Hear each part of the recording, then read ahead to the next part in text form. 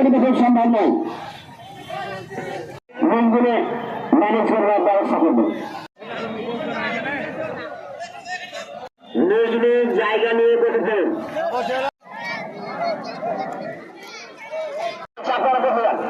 সময় খুব অল্প, কাজে যারা এখনো দাঁড়িয়ে রয়েছেন